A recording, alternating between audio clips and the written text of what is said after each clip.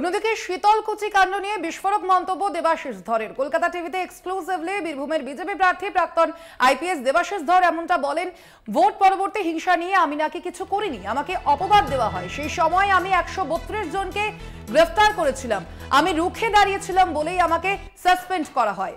তৎকালীন স্বরাষ্ট্র সচিবের দাবি ছিল হিংসা হয়নি। সেই সময় ভাইরাল অডিও ক্লিপে শোনা যায়, এসপিকে ফাঁসাও, আত্মরক্ষায় গুলি চালানোর অধিকার রয়েছে। জেলা শাসকও রিপোর্ট দিয়েছিলেন, সবাইকে ছেড়ে আমাকে কেন সাজা দেওয়া হয় জানি না। কলকাতা টিভিতে দাবি বীরভূমের বিজেপি প্রার্থী দেবাশিস ধরের। আপনাদের আবারও জানিয়ে রাখি, কলকাতা টিভির মুখোমুখি হয়েছেন দেবাশিস ধর এবং সেই সম্পর্কে তিনি কিন্তু বিশেষ বার্তাও দিয়েছেন। আমরা দেখেছি গত দুদিন ধরে কিন্তু তৃণমূলকে একের পর এক ইস্যুতে কিন্তু তোপ দেগেছেন দেবাশিস ধর এবং সেই বিষয়ে কিন্তু এবার আবারও সরব হয়েছেন বীরভূমের বিজেপি প্রার্থী দেবাশিস ধর।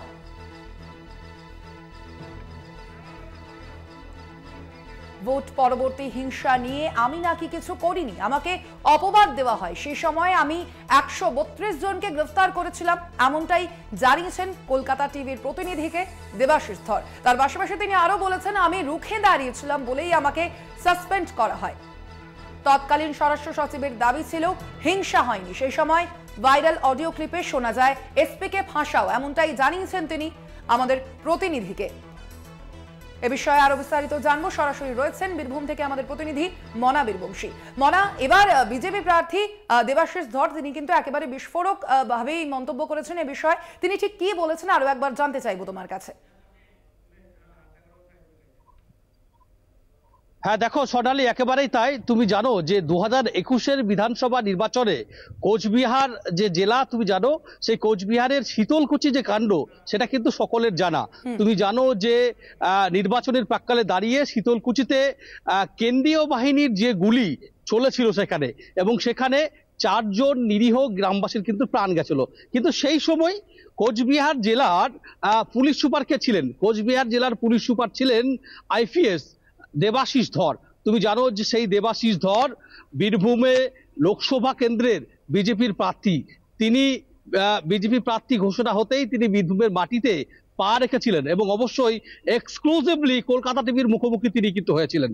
এবং দেখো, তাকে বিভিন্ন বিষয়ে কিন্তু আমরা প্রশ্ন করেছিলাম, বিশেষ করে অবশ্যই অন্যতম গুরুত্বপূর্ণ প্রশ্ন সেটা হচ্ছে শীতলকুচি কাণ্ড। শীতলকুচিতে ঠিক কি ঘটেছিল? দেখো, শীতলকুচি কাণ্ড নিয়ে দেবাশিস ধর তিনি পরিষ্কার করছেন দিনের আলোর মতো যে শীতলকুচি কাণ্ড নিয়ে আমাকে কিন্তু সাসপেন্ড করা হয়নি।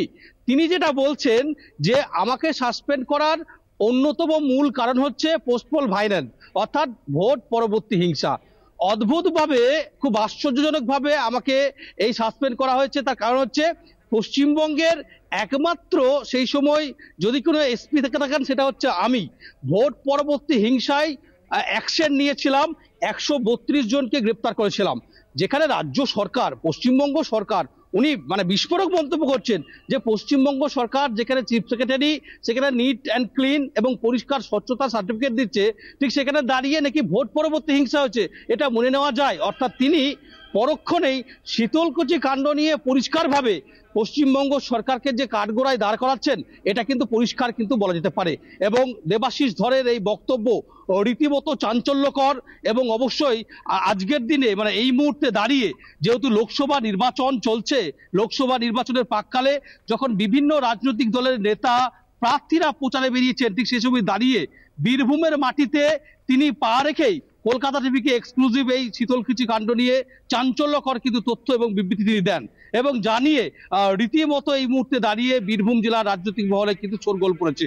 কারণ তুমি জানো যে বীরভূম লোকসভা কেন্দ্রে তৃণমূল প্রার্থী হচ্ছে শতাব্দী রায়, তার প্রতিপক্ষ প্রধান প্রতিদ্বন্দ্বী কিন্তু এই মুহূর্তে দাঁড়িয়ে দেবাশিস ধর। এবং দেবাশিস ধর তিনি নিজেকে একদম বলছেন তিনি শীতলকুচি কাণ্ডে নিয়ে একেবারেই মনে, অর্থাৎ বীরভূমের সাধারণ মানুষ তারা কোন দিকে যায়, বিজেপির দিকে অর্থাৎ বিজেপির দেবাশিস ধর নাকি তৃণমূল প্রার্থী শতাব্দী রায়কে বেছে নেন, অবশ্যই সেদিকে আমাদের নজর থাকবে। আপাতত ধন্যবাদ তোমাকে মনা।